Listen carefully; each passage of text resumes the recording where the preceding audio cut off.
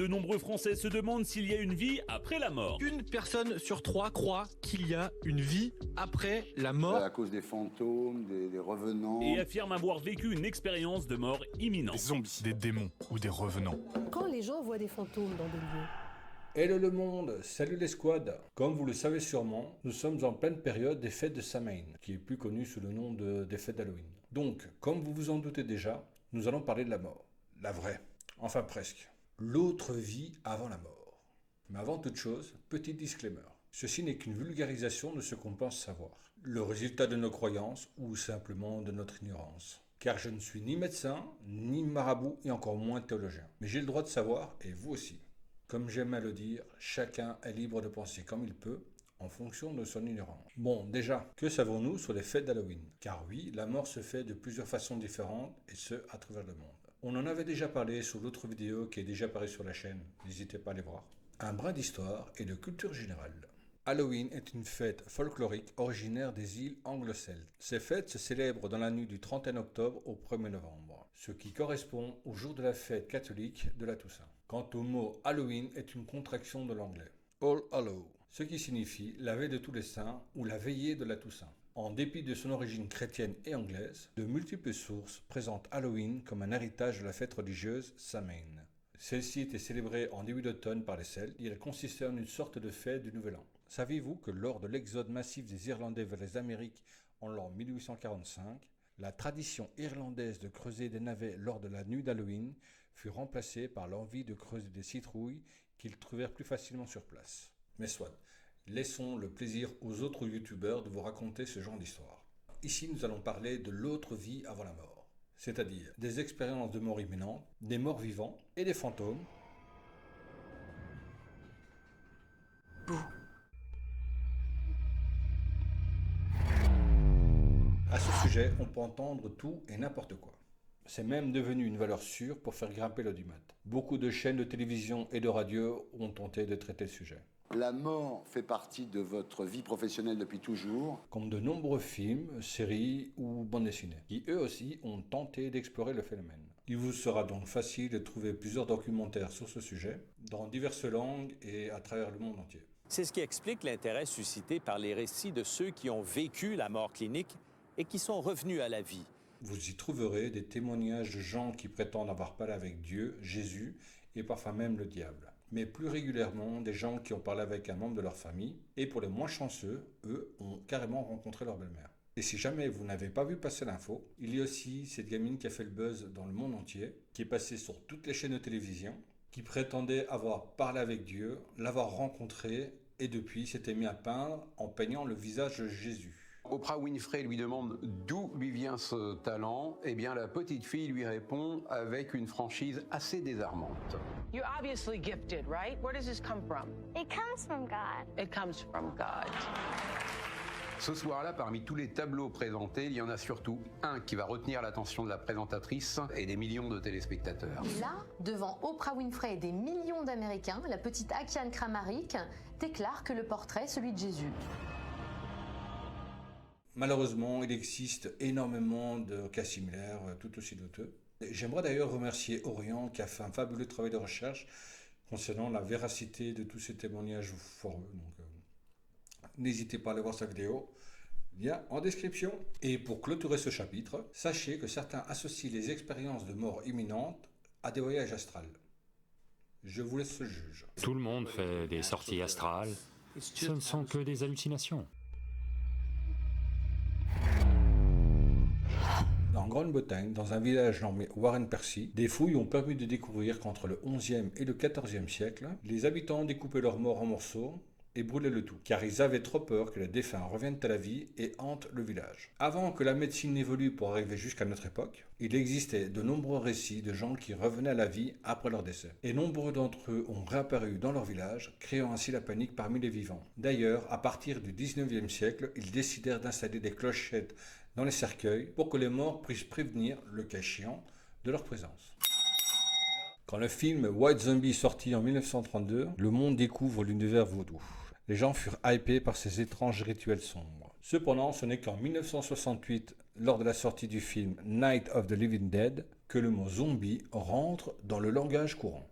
Dans la culture populaire, un des cas les plus connus est celui de Bella Montoya, une équatorienne de 76 ans qui a été déclarée morte à 2 reprises. La première fois, elle a dû frapper au couvercle de son cercueil pour en sortir sous les yeux ébahis de sa famille. Je vous laisse imaginer la situation. Il existe bien entendu diverses histoires similaires à travers le monde. Le cas le plus connu a eu lieu à Port-au-Prince en Haïti.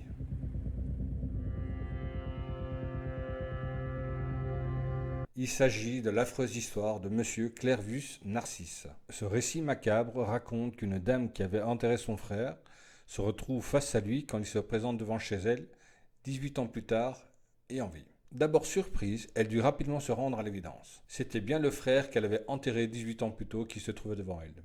Mais le plus choquant n'était pas qu'il soit miraculeusement revenu à la vie, ce fut d'apprendre qu'il avait été empoisonné par un sorcier Boko.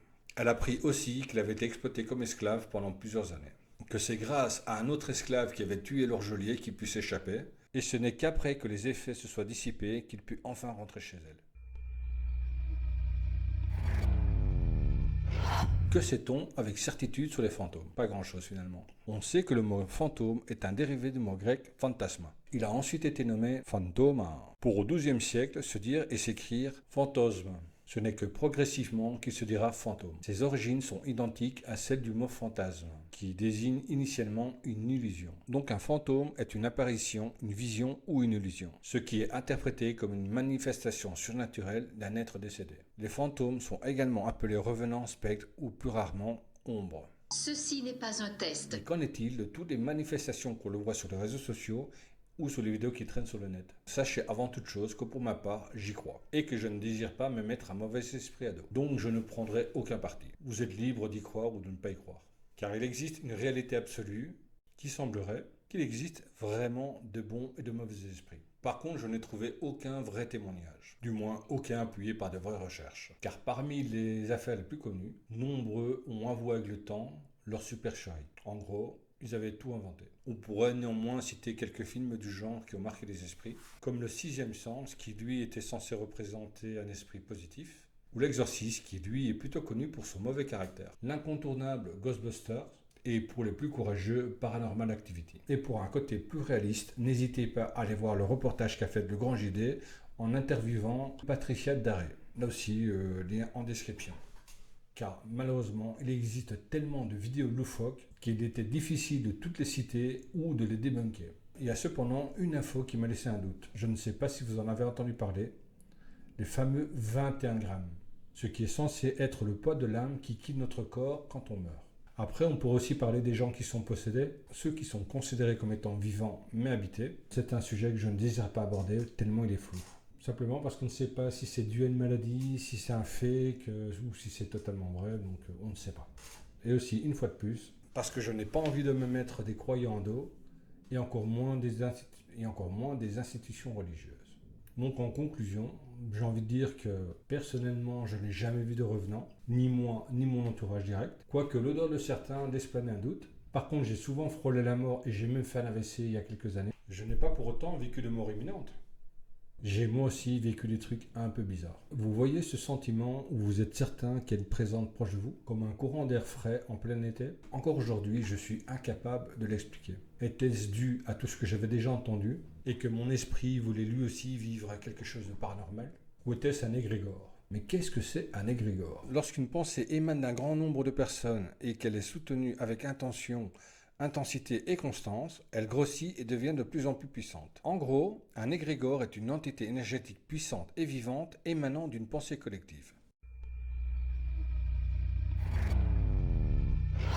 Bref, je ne sais absolument pas si ce que j'ai vécu était vrai, et honnêtement, dans le doute, quand ça m'arrive, j'essaie de parler le plus positivement possible avec l'esprit, lui dire qu'il est mort et qu'il est libre de partir, que je ne suis pas venu pour le perturber et que je suis là en paix, et surtout, je lui dis qu'il ne me fait pas peur. Bon après, j'avoue, je brûle de la sauge dans toutes les pièces de la maison, je me balade avec un encens en serrant les fesses, on ne sait jamais, car personnellement, je n'ai pas de proton pack. Et je suis très loin d'être un Ghostbuster. Pour clôturer cette vidéo, dites-nous en commentaire si vous aussi, vous avez vécu des choses étranges, et racontez-nous vos aventures paranormales.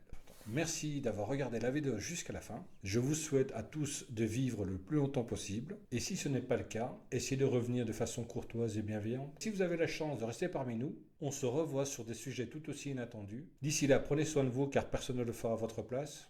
Pensez à célébrer la vie comme elle se doit et à ciao!